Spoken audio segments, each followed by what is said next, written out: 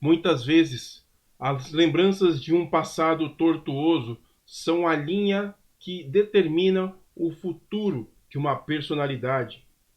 É dentro desse contexto que o episódio 8 de WandaVision nos traz grandes revelações e nos arremete diretamente a questões que nós não havíamos ainda tido resposta desde o início da série. E agora nós temos muitas delas respondidas. Então, chega de papo, bora!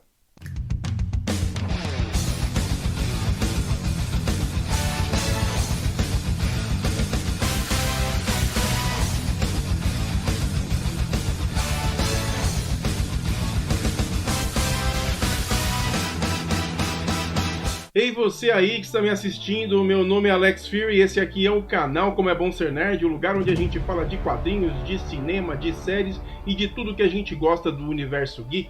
E recentemente estamos no hype aqui com WandaVision e estamos agora no episódio 8, o penúltimo episódio da série que traz grandes questões que ficaram perambulando durante todo o início da série até agora, e agora, justamente nesse momento, nós temos algumas respostas, não diretamente, mas que dão a entender alguns contextos que ficaram sem muitas direções, por assim dizer. Mas antes da gente começar a falar de tudo sobre esse episódio, aproveita para se inscrever aqui no nosso canal, dá um clique no like, ative aí as notificações, compartilhe o vídeo aí com seus amigos e comenta.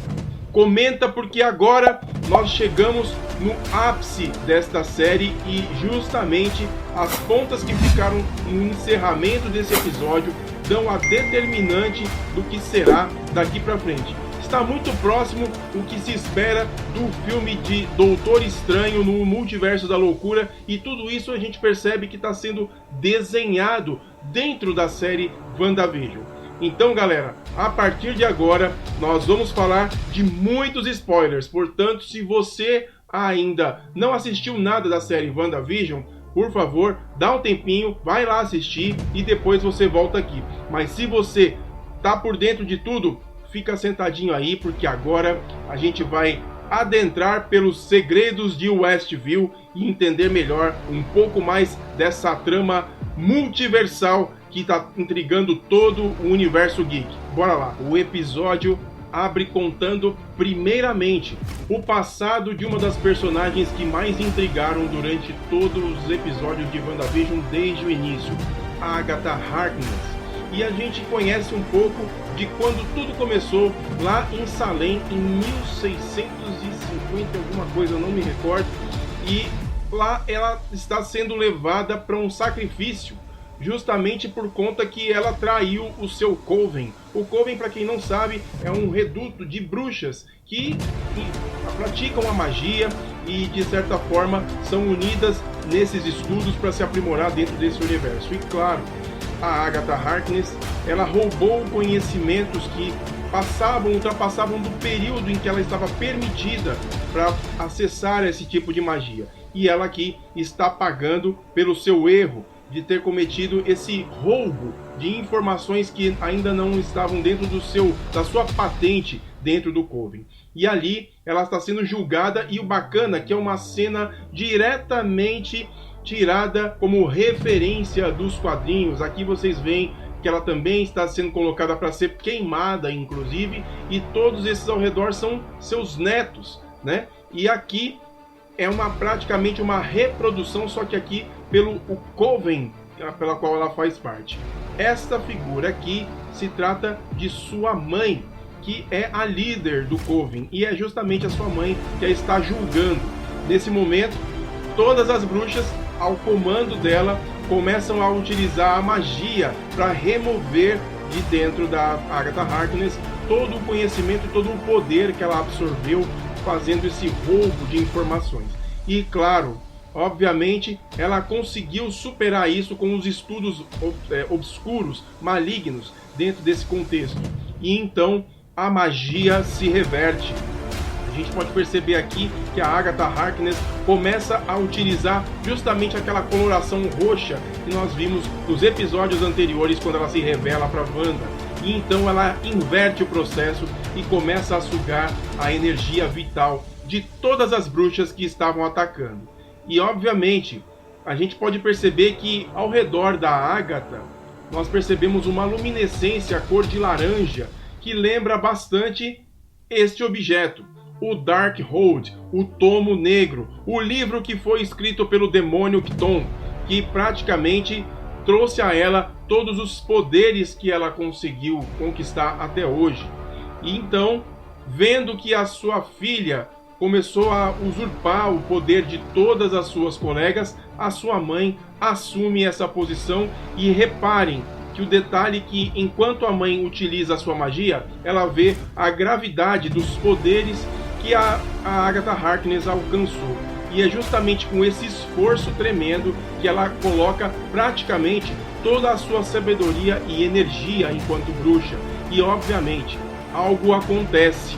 Percebam que no topo da cabeça da bruxa, da mãe de Agatha Harkness, a gente tem a projeção de uma espécie de coroa, que lembra bastante a coroa ou máscara que a própria Feiticeira Escarlate utiliza nos quadrinhos. E então, obviamente, Agatha Harkness vence essa batalha e a gente segue para o futuro, onde nós paramos exatamente no episódio, enquanto Agatha começa a questionar a Wanda sobre o como ela conseguiu os poderes dela.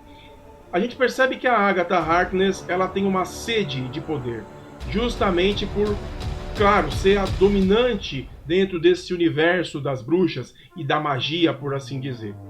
E aqui, na sua caverna, na sua casa, no seu subterrâneo, ela interroga a Wanda, e justamente aqui a gente percebe a importância que tem aqueles símbolos que nós percebemos no episódio anterior. Não se tratavam de runas que anulam os poderes da Wanda, sendo que ela, obviamente, manifesta isso magicamente até o momento que nós conhecemos, e então ela foi anulada justamente com essa magia básica, como a própria Agatha Harkness relata. E então a pressão começa. E detalhe, aqui a gente vê mais uma vez no colo da Agatha o coelhinho Scratch. Para quem não se lembra, isso é mais uma referência dos quadrinhos direta. O Scratch é o Nicholas Scratch, é uma referência ao filho de Agatha Harkness nos quadrinhos. O filho de Agatha Harkness fez com que ela também fosse levada à morte. Ele também criou um cerco para que a sua mãe morresse e ele, a partir daí, assumisse todos os poderes dela. Mas ela o condenou a uma dimensão obscura, fazendo com que ele não retornasse mais, para não dar mais problemas. E a gente acredita, eu pelo menos acredito, que o coelho Scratch seja o filho da Agatha Harkness preso nesta forma de coelho. Talvez esta forma de coelho seja o seu limbo, a sua prisão além do tempo. Então, a Agatha, disposta e focada justamente em descobrir o passado de Wanda, como ela conseguiu manipular uma energia capaz de redesenhar a realidade, algo fascinante até para ela própria, faz com que ela se mobilize para fazer com que a Wanda mostre para ela um pouco desse passado.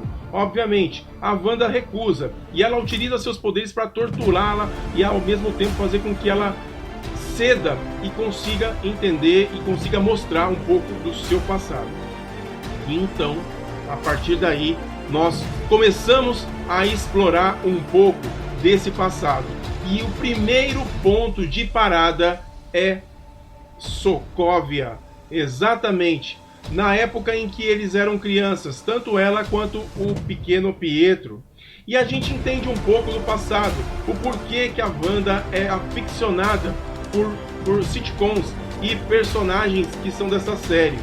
Seu pai era uma espécie de fanático também por séries, e como Sokovia era um distrito que estava em guerra civil, a única forma que eles tinham de diversão justamente era essa proximidade com as séries que alegravam, no caso aqui, a Wanda. E ali a gente vê porque o pai tem uma mala repleta de DVDs cheios de grandes sucessos, né? A Feiticeira, I Love Lucy, enfim, Família Addams, muita coisa bacana. Inclusive vocês podem ver até aqui a série do Malcolm, que representou inclusive o antepenúltimo episódio em que a gente teve uma apresentação sitcom. E por conta disso, a gente sabe o que acontece depois, né? A Wanda, em Vingadores Era de Ultron, ela diz ao Ultron justamente o porquê que ela escolheu fazer parte do levante, do revolto, do conflito civil que se deu em Sokovia. Foi justamente porque seus pais e sua casa foram destruídas por bombas dessa época, dessa guerra. E justamente a bomba do Stark foi a que mais marcou a catástrofe dela ter perdido seus pais no meio dessa guerra. E então, essa cena bacana aqui, inclusive que ela está debaixo da cama, é quando ela se depara com essa bomba. Ela vê a bomba Stark. E o mais legal é que nesse momento, a pequena Wanda, ela estica suas mãos como se ela fosse manifestar um poder para evitar que aquela bomba explodisse e ela e o Pietro fossem pelos ares. E é legal que nessa hora, quando ela vai justamente utilizar os seus poderes, a Agatha Harkness entra em cena e questiona: poxa, então foi aqui que você já começou a apresentar os seus pequenos sinais de magia? Você conseguiu evitar que uma bomba explodisse. Você sabia o que é isso, Wanda? Isso é magia do caos.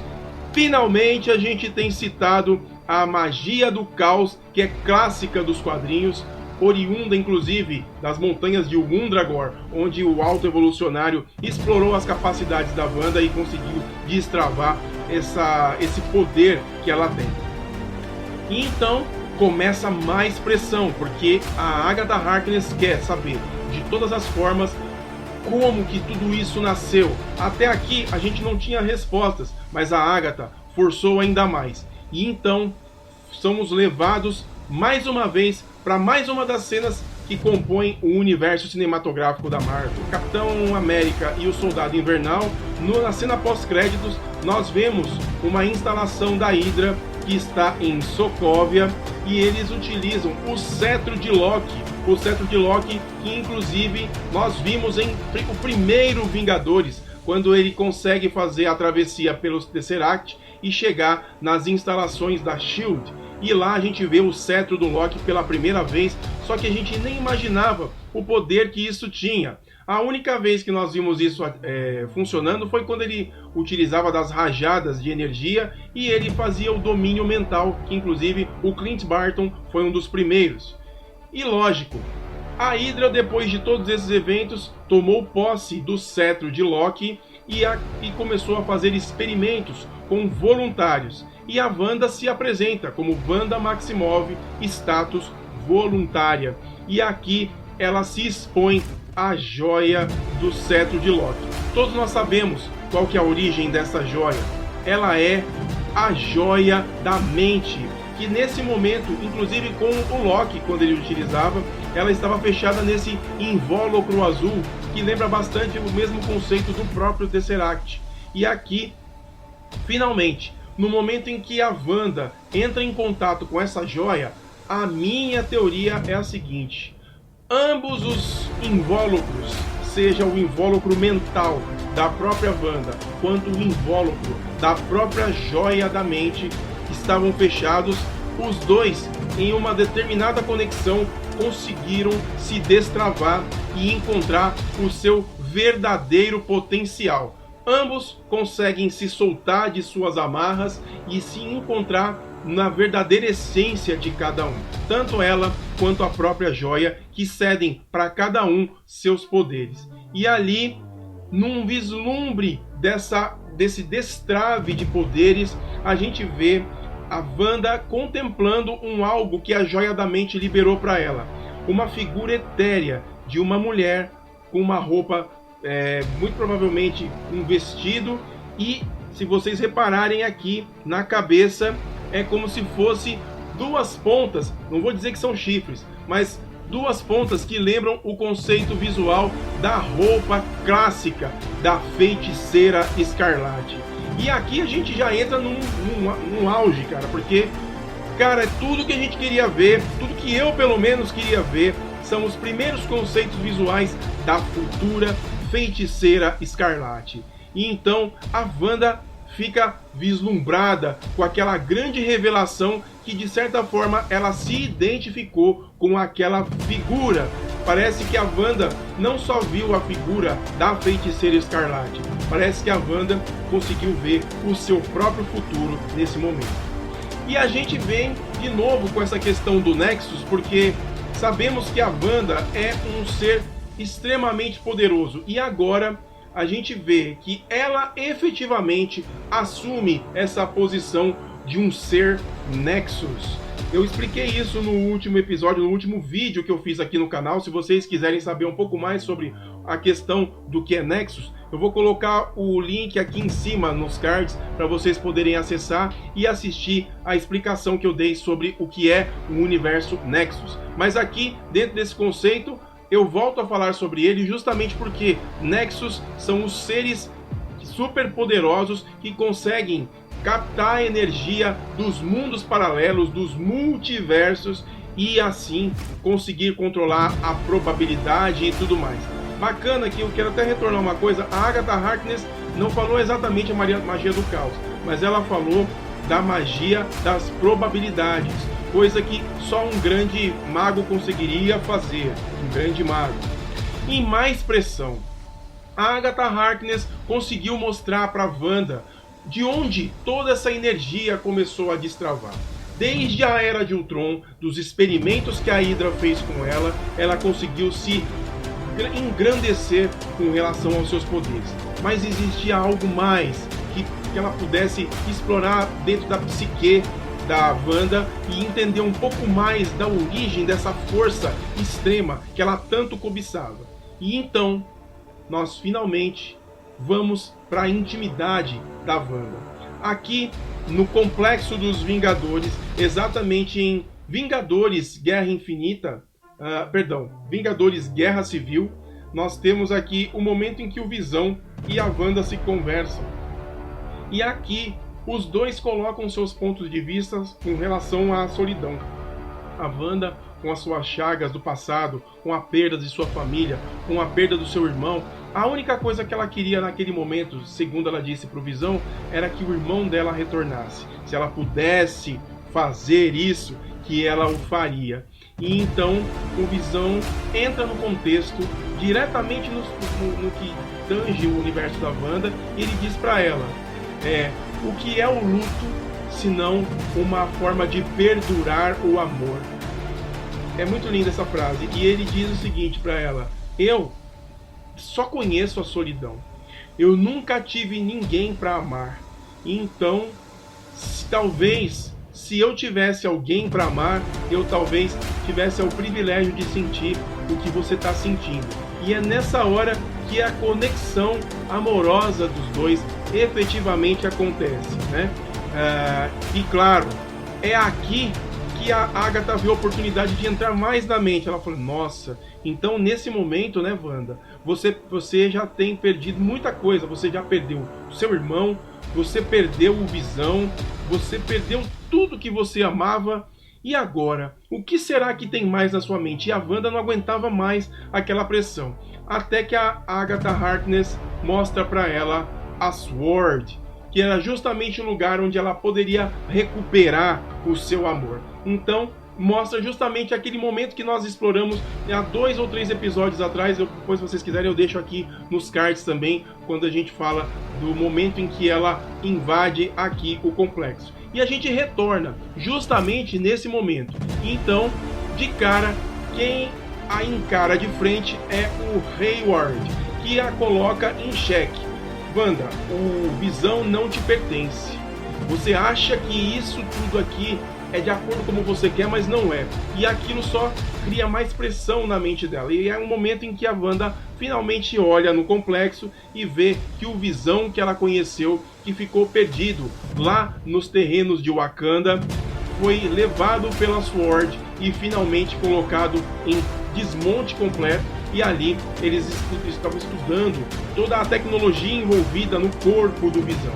totalmente desmembrado, totalmente desfigurado. O grande amor da sua vida estava ali na SWORD como um grande objeto de estudo. E isso perturbou mais ainda a cabeça da Wanda. E é nesse momento que ela invade praticamente todas as experiências que eles estavam fazendo e vê o Visão de perto, totalmente desmontado. A SWORD tinha a intenção de entender o complexo que era o corpo, a mente, os sentimentos, tudo aquilo que foi gerado pelo Visão. Então eles os desmontaram justamente para que entendessem a tecnologia envolvida ali. Um complexo como a SWORD, uma organização como a SWORD, não vai deixar quieto uma possibilidade de entender uma tecnologia tão complexa e não tirar proveito disso. Obviamente, a gente já está aí de olho, inclusive no projeto Catarata, que é sempre falado nos últimos episódios, pelo menos. E aqui a Wanda contempla o que era óbvio, não é mais o Visão que ela conheceu. Ele tem as chagas da Guerra Infinita e, inclusive, não terá mais condições de retornar. E diferente do que pensávamos dos episódios anteriores, a Wanda não rouba o corpo do Visão. Ela vai direto para Westview e triste. E no meio do caminho ela vê que no banco do carro tinha uma carta.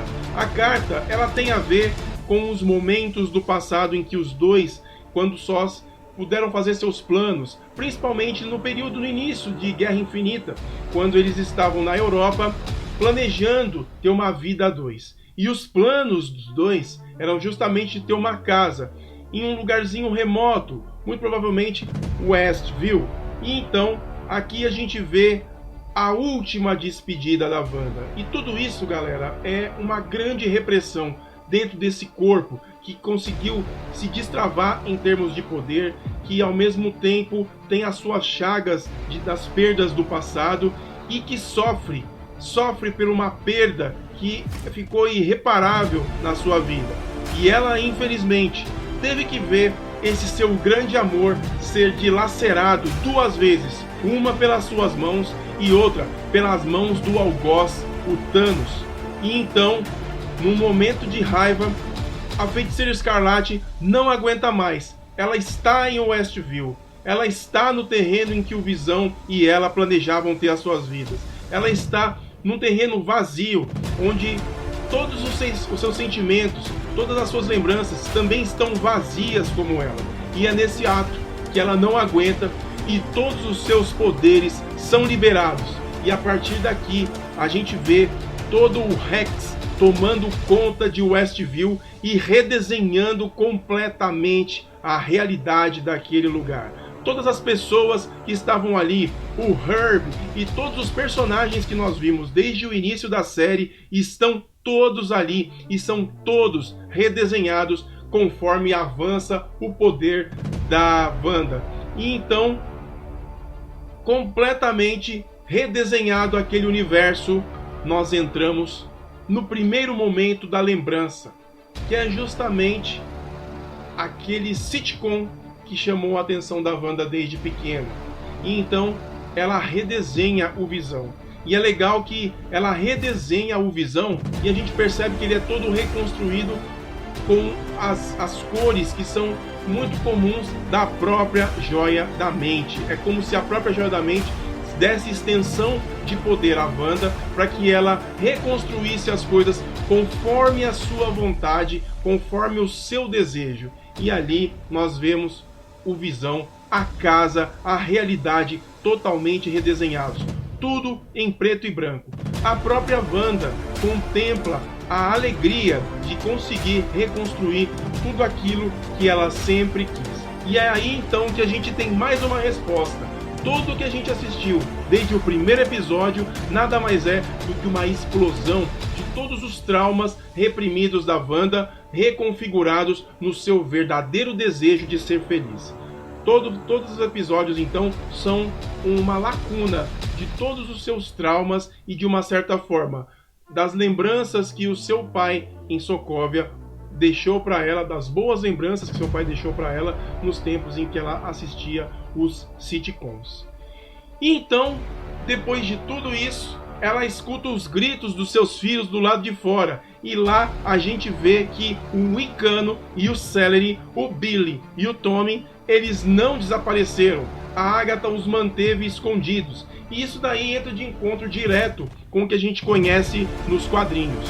Justamente quando os filhos de Wanda não estão próximos dela, quando ela não está próxima deles, quando ela desvia o olhar, eles param de existir. Eles voltam a ser apenas um construto da sua vontade. Mas aqui não. Aqui a gente vê que os dois estão sequestrados pela Agatha. E aqui ela já manifestando seus poderes, né? Ela segurando os dois com essas linhas de poder, com essa tonalidade roxa que é clássico dela. E então ela pressiona a feiticeira mais uma vez. Só que dessa vez ela diz: Wanda, você tem um poder que está além da compreensão. Você está num nível que nem as bruxas do Coven têm acesso.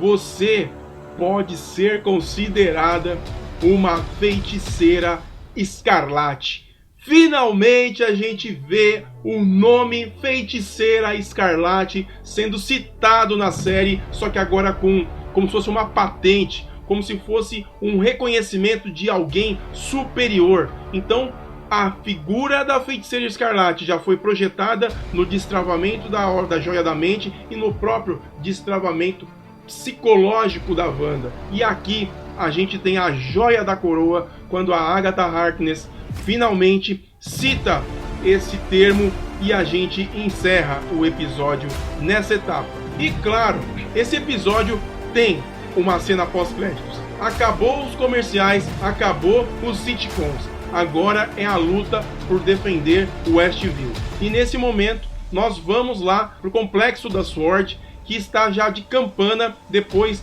dos últimos eventos, quando o Rex começou a avançar um pouco mais. Só que agora o Hayward está determinado. Ele vai dar o start no projeto Catarata, que até agora nós não sabíamos o que era. Então o Hayward cita que eles vão lançar e vai ser agora. E nesse momento ele entra pro complexo e ele diz o seguinte: nós fizemos de tudo, nós desmontamos, nós remontamos centenas de vezes, utilizamos todos os tipos de energia e nós só fomos descobrir que a melhor energia é a que vinha de dentro do Rex. E ali a gente contempla o planador, o que fez a vigilância no Rex, que foi controlado inclusive pela Mônica Rambeau. E nesse momento a cena volta para esse espetáculo aqui. O Visão Branco. Para quem não conhece nos quadrinhos, o Visão Branco faz parte de um dos arcos das histórias em quadrinhos mais profundos do universo da Wanda, que são os Vingadores da Costa Oeste. Esse arco de histórias é conhecido como Vision Quest. Ele foi lançado em 1989 e ele foi escrito e desenhado, né, pelo John Byrne. Vocês podem ver que é um dos clássicos dos quadrinhos. Depois que o Visão ele é destruído pelo vilão Immortus, o Dr. Hank Pym, que é o antigo Homem-Formiga, consegue reconstruir o seu corpo, mas os Vingadores eles têm dificuldade em restabelecer justamente aquilo que o mantém como sintozoide, que são as suas ondas cerebrais que o tornavam humano. Embora o Visão ele seja restaurado nesse processo, ele não volta a mesma coisa. A sua pele vermelha, com todas as características clássicas que a gente conhece, ela muda para um tom branco, completamente branco. E a sua personalidade ela acaba ficando completamente reconfigurada. Ele perde completamente a sua humanidade e ele se torna muito mais próximo de um robô comandado do que o Visão que a gente conhece. Nesse arco dos quadrinhos, a Wanda sofre extremos, porque ela perde tanto o Visão quanto os gêmeos Tommy e Billy. E ali eles são recompostos, finalmente, dentro desse contexto dos quadrinhos, eles são recolocados como os fragmentos perdidos da alma do Mephisto. E a Wanda, obviamente, ela reage com esse impacto psicológico de perder tudo aquilo que ela sempre teve desejo em ter. Ela nunca tinha tido estabilidade na vida dela desde então. E E finalmente ela via, como a gente viu durante a série toda de WandaVision, uma estabilidade enquanto família com o Visão. E aí é justamente com essa perda que nós temos a liberação de um dos maiores poderes que a Wanda pode alcançar. E cara, estamos indo justamente para esse caminho, porque o Visão Branco vai ser uma mudança radical dentro desse contexto de WandaVision. Eu não sei quanto a vocês, mas no próximo episódio, o episódio 9, teremos a grande batalha entre Visão versus Visão. Muito provavelmente a gente veja a perda desses personagens tão queridos pela Wanda, e muito provavelmente seja aí que nós tenhamos a efetivação do descontrole dela por completo. E então, uma vez que ela esteja completamente fora de si, a sua magia vai precisar de controle. O seu poder, ele vai ficar obscuro, ele vai ficar totalmente nocivo a praticamente o planeta inteiro. E nós temos apenas uma linha de defesa que é capaz de enfrentar um poder mágico tão grande. A nossa linha de defesa está nos Sanctorums. Apenas um Mago Supremo é capaz de encarar um desafio desse tamanho. Será que finalmente nós poderemos ver o Doutor Estranho entrando na série e os primeiros sinais de Doutor Estranho no Multiverso da Loucura? Fica a dica aí. Na minha opinião, esse encontro, cara, ele já se anuncia como épico. Visão versus Visão. Bom, como eu acabei de dizer para vocês, nos quadrinhos ele tem praticamente a sua memória apagada depois dos eventos com Imortus. Só que aqui a gente não teve essa questão, né? O Visão que nós conhecemos da série, ele foi completamente reconstruído ao modo que a Wanda quis. Ele foi praticamente reconstruído, reconfigurado. Só que isso a gente percebe na série que não segue adiante. Tanto que ele, mesmo sendo um construto da vontade da Wanda, ele tentou sair do Rex e a gente viu que ele se despedaçou todo, quase morreu justamente por tentar isso. A gente percebe que essa consciência que foi implantada ali, se ela for um resquício da Joia da Mente, é justamente um resquício da possível alma do Visão. E essa alma tem a sua vontade própria, independente do comando da Wanda. E nesse momento aqui, não sei se vocês recordam do trailer, a gente tem a cena em que o Visão e a Wanda decidem os dois juntos lutarem pelos seus direitos, pela sua terra, pela sua cidade, pela sua vida. E então eles partem para uma batalha. E a batalha, acredito eu, que vai ser direto com o Visão Branco. E o que pode acontecer nesse processo é o seguinte: muito provavelmente a batalha dos dois visões, eles podem acabar se fundindo e se reencontrando na estrutura física do que o Visão já foi. Ou então podemos seguir até o conceito dos quadrinhos. Pode acontecer que o Visão se funda com o Visão Branco, mas ele volte não com as mesmas características mentais que a Wanda configurou no construto que ela fez. Muito provavelmente nós tenhamos a volta de um Visão completamente alheio às memórias românticas que ele teve e à história que ele teve com a Wanda. Sem contar que a gente não pode deixar de lado dois personagens poderosos que não foram colocados nesse episódio, mas que muito provavelmente voltarão muito presentes no próximo.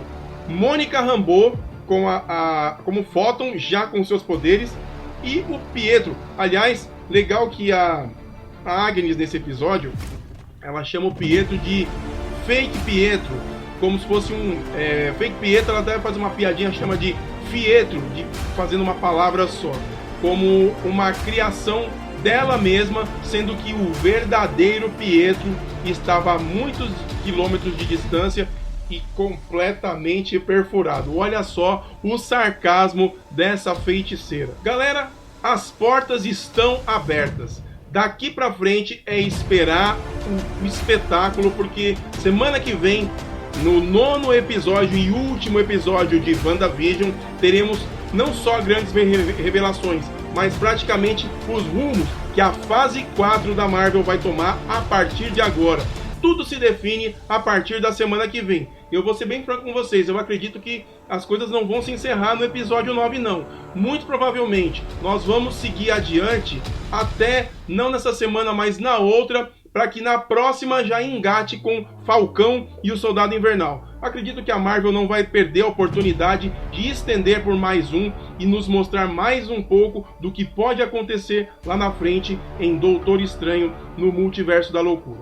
Esse foi um daqueles episódios que é pra gente emoldurar, porque ele revela muita coisa, ele responde muita coisa, mas ao mesmo tempo não. A própria Agnes diz: eu controlo parte de tudo isso aqui que está acontecendo. Ou seja, ela já deixa um precedente de que não é só ela que está controlando tudo aquilo.